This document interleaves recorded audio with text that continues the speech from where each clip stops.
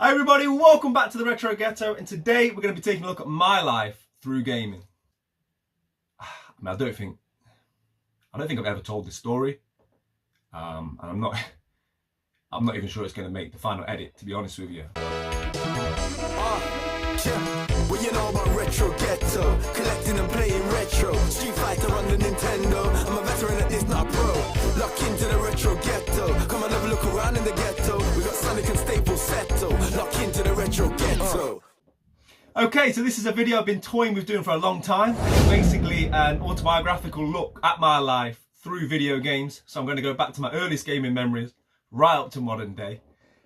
Before we get into it, I don't know the years, the dates, how old I was at all these times. I'm just going to freestyle. I'm going to do my best to tell my story in the best way I remember it and try and do it chronologically, again, as I remember it happening.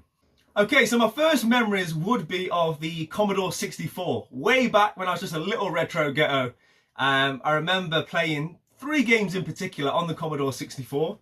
There was a football game.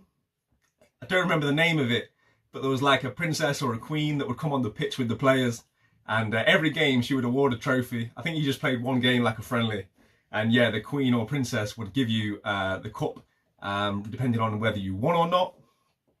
And the other game I remember playing is a ninja game. I remember as a child being very impressed with the graphics, but it was a bit too advanced for me. I was very young at the time, and me or my brother had no idea what we were doing with this game. We'd go on it, we'd bash a few buttons and do our best, but yeah, we never progressed very far at all with this ninja game. But my biggest and most vivid memories of the Commodore 64 as a little child would have to be from a game called Fiendish Freddy's. I think it was Fiendish Freddy's Circus. And it was basically a lot of different circus acts, and yeah, we thought this was hilarious. I remember one of the levels was like a lady being spun around on like a wheel, and you'd have to throw knives and pop the balloons that are also attached to the wheel. And if you missed, well, as you can imagine, you'd hit the lady. There was another level where we'd sort of dive from a diving board into like a swimming pool, and the dive would progressively get higher, and the pool of water would progressively get smaller, right down to like a teacup, and you'd have to be like very exact with your movements. And yeah, I got very, very vivid memories of playing that game, and I must have been very young, but my first gaming memories are of the Commodore 64 and loading those cartridges. And if you were around back then, you know what I mean, like the loading times, wow, we really are spoiled these days.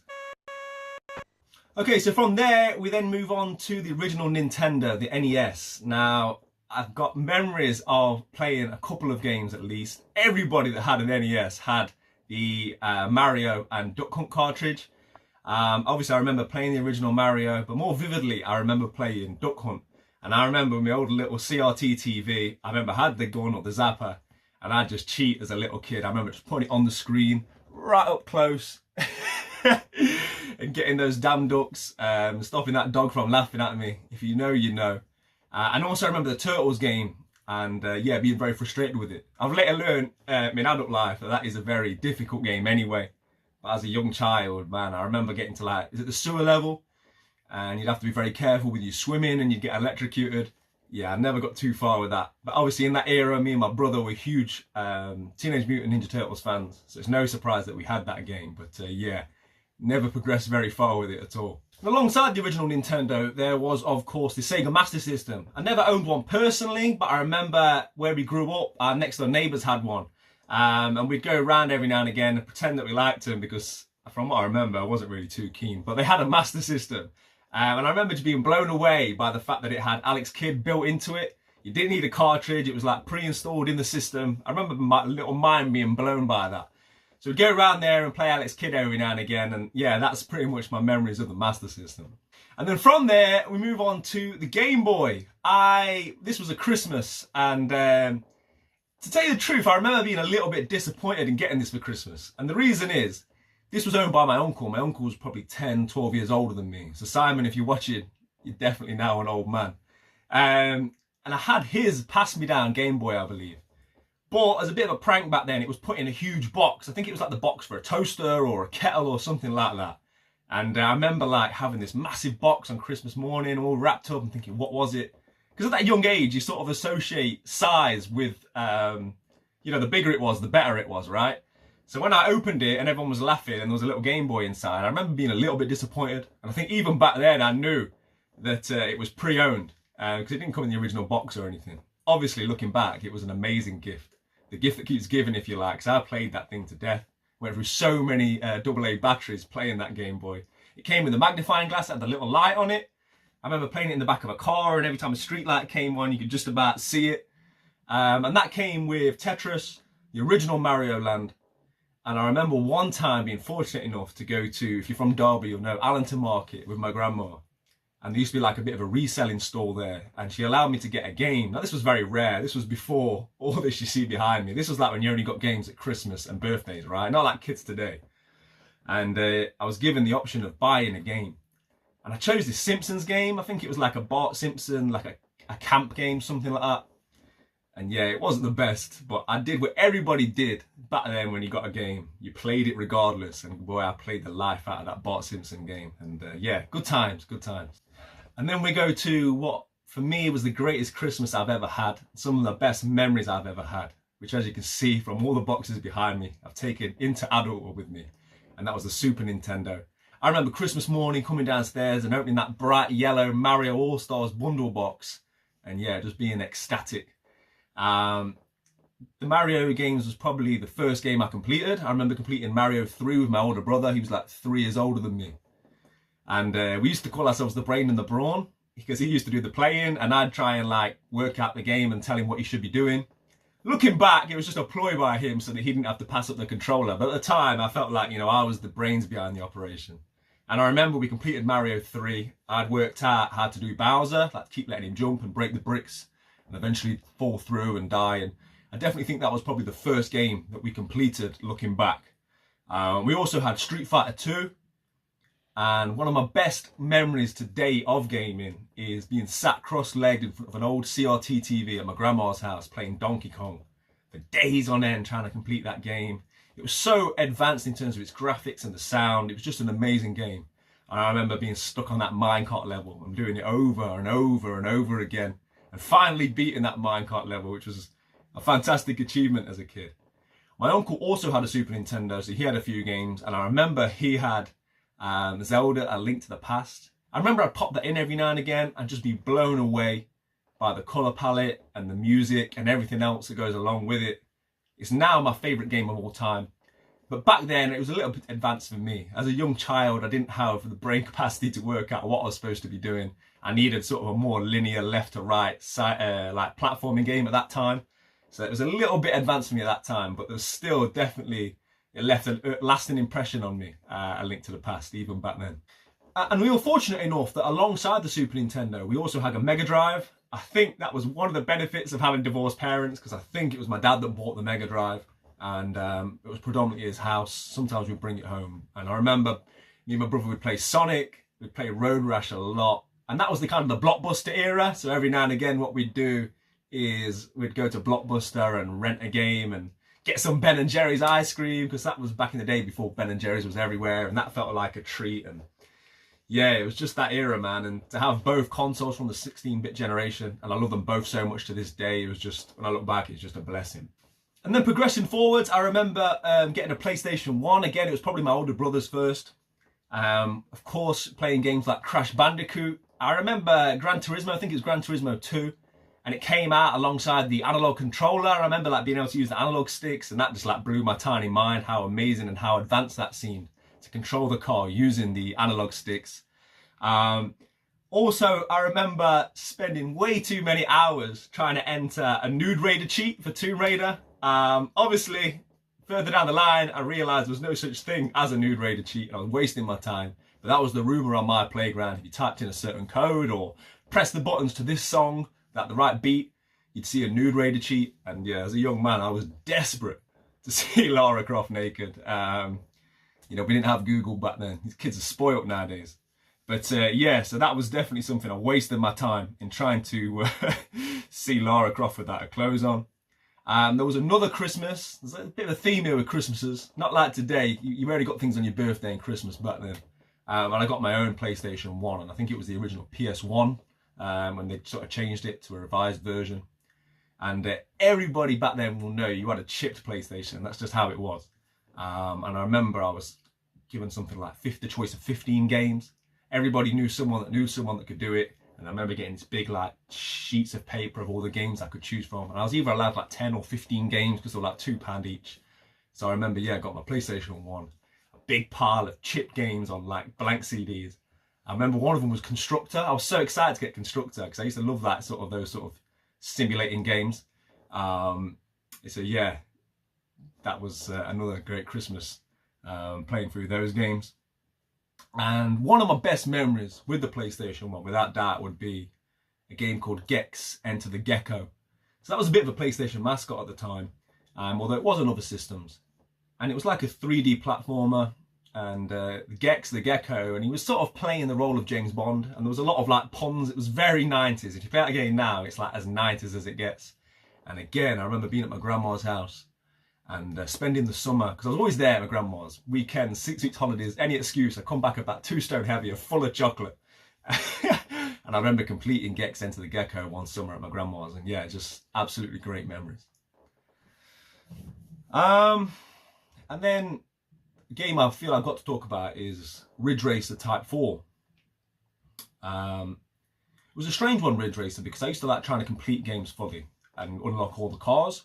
And it wasn't just a case of winning the races in Ridge Racer. Sometimes you have to finish second or third or fourth to finish in certain places in the league table so you could unlock a certain car. I remember there was like a Pac-Man car because it was a Namco game. And yeah, the reason I'm talking about Ridge Racer is, I mean, I don't think I've ever told this story. And I'm not even sure it's going to make the final edit, to be honest with you. But I remember very vividly playing Ridge Racer 4 and probably trying to finish third or something. And I remember my mum coming into my room and said, "Oh, can I turn it off?" And I was just a youngish, you know. And I was like, no, I'm doing my race. She goes, "Will you turn it off, please?" I said, "Oh, I'll pause it." And that's when she told me that my grandma had died. She'd been battling cancer for a while, and I think I should have been more prepared than I was, but I was only young and I don't think I'd really grasped the concept of what she was going through. And she explained to me that she died, and I remember her leaving the room, and I remember unpausing my game, calmly finishing my race, saving the game, and then turning my PlayStation off, and yeah, like just mourning, I guess, after that. But yeah, so it's funny how we associate memories and certain things throughout our lives with physical media, and Ridge Racer Type 4 was always going to be that game for me that, yeah, it was quite a poignant time in my life. Okay, and at some point during the PlayStation 1 run, my brother got a Nintendo 64. We were always very much into International Superstar Soccer and Pro Evo. So throughout all of this time, at some point, the main game we were playing would have been some variation of ISS or Pro Evo. And I remember he also got Ocarina of Time. I can vividly remember him sort of putting his ear to the screen. So I think there was one point where you had to listen to the music and then follow it. I never gravitated towards a Nintendo 64 for some reason. I think at the time I was just happy that the PlayStation 1 that was in the house was more mine because he had the N64, so I had more time with that system, or I could take that system to my grandma's house or whatever.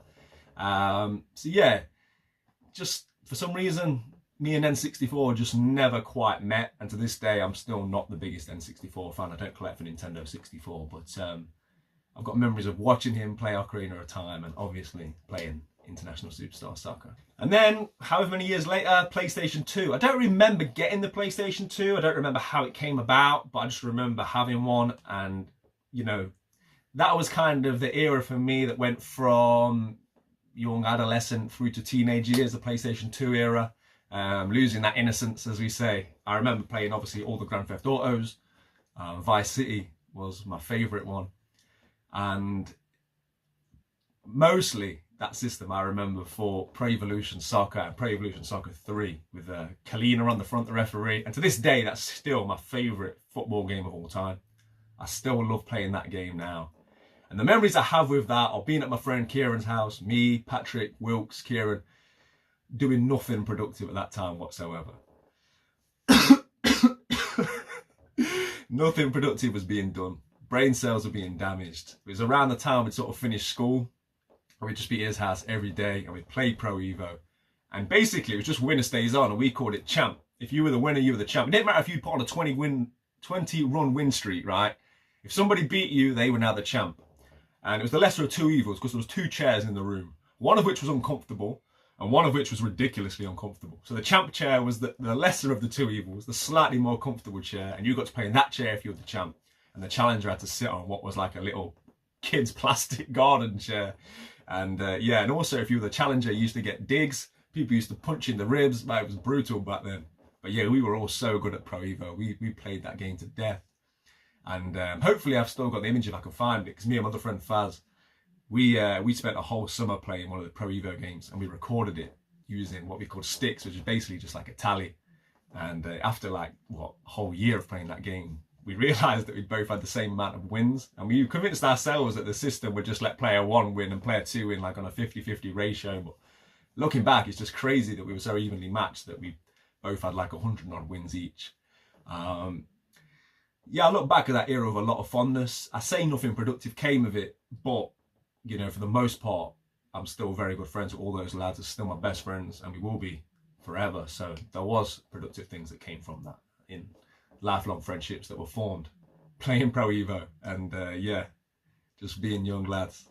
And at some point around that phase, the Xbox came out, and it wasn't something that I ever sort of jumped to. I never thought, oh, I've got to have an Xbox. I remember borrowing one of a friend, and I borrowed Project Gotham Racing with it, I think. And I remember just thinking how big it was. I remember setting it up and everything was so big and heavy, and the original controller was like this. I just wasn't impressed with that side of it. I remember thinking Project Gotham was good, but me and Xbox, that was as far as we got at that time, and I quickly gave it back and didn't feel the need to hang on to it for too long. But I think even back then, I had that weird collector thing in me that if something wasn't mine and I didn't own it, I didn't have the same love for it. So probably didn't give it a fair crack of the whip by just borrowing it off a mate. And scattered throughout all of these console gaming memories, there was some PC gaming. There was yet another Christmas where me and my brothers, as an older brother and a younger brother, and between us all, we had a PC. And that was back in the days of Encarta, if you remember that. That was basically like the Google of today, where you had to put a disc in and it was like a visual thesaurus, if you like. And I remember Theme Hospital, we played that for hours. I remember my younger brother slowing down the time and trying to kill the rats to clean his hospital up. And obviously, I'd be remiss if I didn't mention a game which is pretty much ran parallel with all of these systems, and that would be Football Manager. It was originally Championship Manager, but between Championship Manager and Football Manager, I played a lot of those games for a good 10 to 15 year period. And that takes me to my good friend Patrick. I'm doing him a misjustice, a disservice, if you like, by calling him a friend. It's a brother from another mother, Patrick, and we'd spend every day together for probably 20 years. And he went on holiday, went to New York with his family, I think during one of the 6-week school holidays, summer holidays from school. And obviously it was weird for me to not be with him. It was like he went away for 2 or 3 weeks. And then when he came back and I went back round, and he was so excited to show me all his new stuff, and he had this pair of Timberland boots and a GameCube. This was my first and only foray at that time into the GameCube. So he showed me his GameCube, and what we didn't realise immediately, because we had no concept back then, that it was NTSC, because he bought it in America. We didn't know that there was a European region and an American region. So he bought this GameCube and bought it back, and the only game we had for that whole summer was Pikmin, because we couldn't buy any games in England for it. And yeah, as young teenage lads, let me tell you, I don't think Pikmin was doing much to hold our attention for that summer. So yeah, that's my only GameCube memory growing up. So nice one, Patrick. Well done, mate. And that takes us into what feels like the biggest jump I had in consoles. Console generations come and go, and this, to this day, still feels like the biggest leap forward, and that would be the PlayStation 3. I remember it came out, and it was so expensive. It had a Blu-ray player built in, which was massive at the time. You know, these peasants with the DVDs were all about Blu-ray now. Sitting there looking at it like, whoa, this is so good. Like, whoa, this is so good. Just being blown away by that. And I remember it having like an interface, and it felt like a PC to me at the time, you know, because there was like obviously a user interface, and it wasn't just put your disc in and the game came on. So my brother had one quite early on, and I'm assuming he just had Pro Evo, because guessing that's probably what he would have bought. And at some point I had bought an Xbox 360. I love the Xbox 360. It was so cheap and so good. I would almost say that I think Xbox won that console battle. I looked at the PS3 as well, but I remember having the Xbox 360 and the ability to rip music, so you put your own CDs in it and it'd rip it, and then you could just play them at any time during the games. I still think to this day that was the best, one of the best things that was never really replicated the same ever since. The ability to do that and just skip your music at the bottom and basically customize any game to your own musical tastes. And that was in and around the LimeWire times, right? If you know LimeWire, you know. Back then, kids, let me tell you, like Grandpa tell you, we used to spend hours to download one song, and that probably gave you computer aids. So we'd rip CDs that would take hours and hours, and then we'd be able to put them onto our Xbox. And yeah, it was good times. I remember I had to go out and buy a little 19-inch TV, because this was the era when it was like HD. And then there was a big thing, wasn't there, about HD ready. My TV's HD ready. Well, my TV was not HD ready.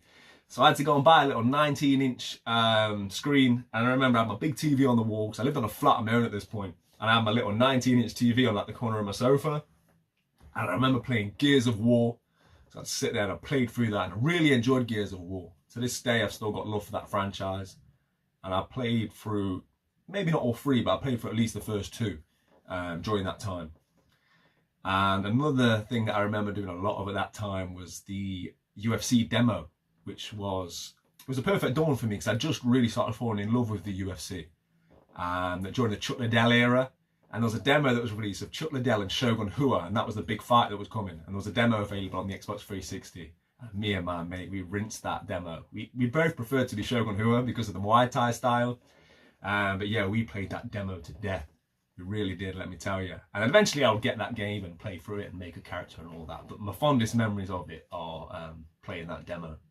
So then I've spoke about this a few times, so I won't go into too much detail, but then there was sort of an era where I came away from gaming for a few years. Probably 2, 3, 4 year period where, you know, I was becoming a young man. My evenings were, you know, filled with different things and people and having a good time. And I was also heavily into bodybuilding at that time and strength and conditioning. So that had taken a lot of my time that I otherwise would have had for gaming. And then I was still always sort of playing Pro Evo and things like that, and playing with my brothers and playing with my mates, like football games, but not really into gaming as such, and not keeping up to date with games and what was going on. And then one night, I've told this story before, I had an epiphany. It was about midnight. I went to the 24-hour big Tesco store, and I just decided I was going to go and buy a PlayStation 3.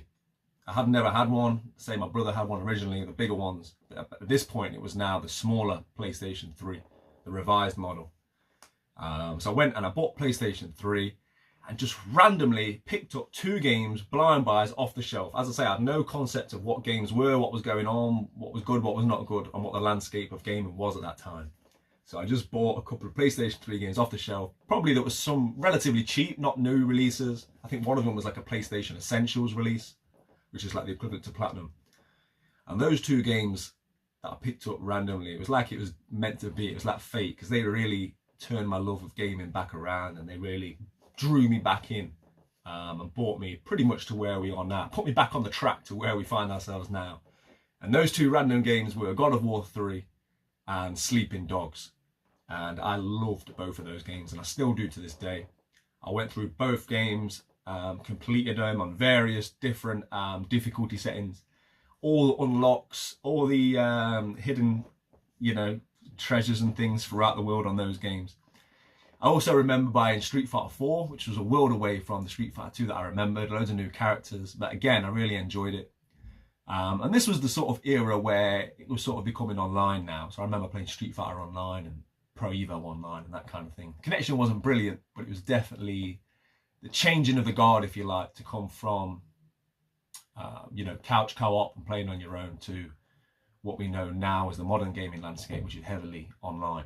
And then fast forward a couple more years, and I remember I was seeing a girl at the time, and she wanted me to go and see her, and I made some excuse.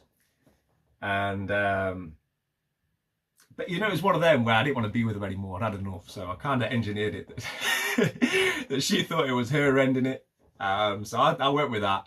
And then I remember, to make myself feel better, I went out to, again, the same Tesco actually. I moved to a different house now, but the same Tesco.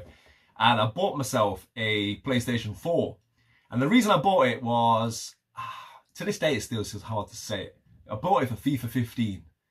And it was that time in my life I had to accept that FIFA was now better than Pro Evo.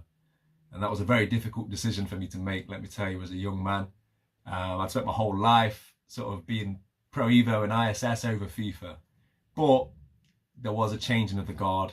I think when it went to more online, FIFA were quicker to corner that market. And it just got to that point where everyone I knew was playing FIFA. So I felt obliged, really. So I bought FIFA 15. I remember me and my mates had a tournament at my house, which I won. I might still have the piece of paper from that tournament. I remember I won like 20 quid. Yeah, it was just great times. And I also bought Grand Theft Auto 5 because I'd never bought it on the PlayStation 3, so I could experience it for the first time on the newer system and with better graphics and everything. So yeah, and then from there I remember I bought Fallout 4 and I put about 150 odd hours into that game. That was like the first real, what was then current gen game that was open world that I'd really got myself into. I really dedicated hours to that game. I made like my own base. It had my name up in lights. Hopefully I've still got that somewhere. I think I shared it to Facebook when PlayStation 4 and Facebook used to be linked. So if I can find that, I'm showing it on the screen now. So yeah, I had a great time with that. And at this point, my love for gaming was really back in full flow. And I was keeping up to date with releases and everything. Fast forward another couple of years, and I've now met my current partner, Mrs. Retro Ghetto. And it was one of my birthdays, and she bought me a Super Nintendo. Now, throughout all these years of gaming, I probably had 3 or 4 Super Nintendos. Every now and again, I'd get the itch to play the Mario All-Stars or Street Fighter 2 or whatever it may be. And I'd play it, and then I'd think, oh, I'm done with that, and I'd sell it. And that would continue on, as I say, 3 or 4 times. And then I got to a point where I was collecting Super Nintendo, but loose cartridges. And again, if I've still got pictures of those loose cartridges, my old collection, I'll put them on the screen. And I ended up selling that. So this time around, it was going to be different. Mrs. Retro Ghetto bought me the Super Nintendo, and I was only going to collect boxed. So I decided that I was going to do it differently, and I was going to start collecting boxed. And that is ultimately what's led to everything that you see behind me. That was the start of my collecting era. So, you know, I often tell Mrs. Retro Ghetto when she moans about my collecting habits or my spending habits, listen, you enabled me. She empowered me to do everything that you're now seeing. So yeah, that was the start of my collecting. And then the next probably 3 or 4 years from there, I sort of started collecting for other systems and branching out collecting wise for all gaming. Obviously I then got a Nintendo Switch. And that pretty much takes us to when I started my YouTube channel, which was what, just over a year ago now. And yeah, we're still now sitting on like over 700 games. God knows how many consoles, 10, 15, I don't know, a lot. So it's all down to you, Mrs. Retro Ghetto, so don't moan because you did this. So yeah, that's pretty much my life in gaming. I must say, making this video has been, I've enjoyed it, but it's been a roller coaster. A lot of these memories I'd forgotten about, and it sort of brought them back to life. Things I haven't thought about for a long, long time. A lot of memories, some good, some bad, some emotional. Yeah, it's just one of them things that, yeah, it's just life, isn't it? And it's funny how somebody's life can be so intrinsically linked with what is just a physical form of media, basically. So yeah, I hope I've conveyed that's where my love of this sort of collecting comes from. And I hope you've enjoyed watching this video. As always, keep it retro, play your games. I appreciate you all watching. Take care. Retro Ghetto.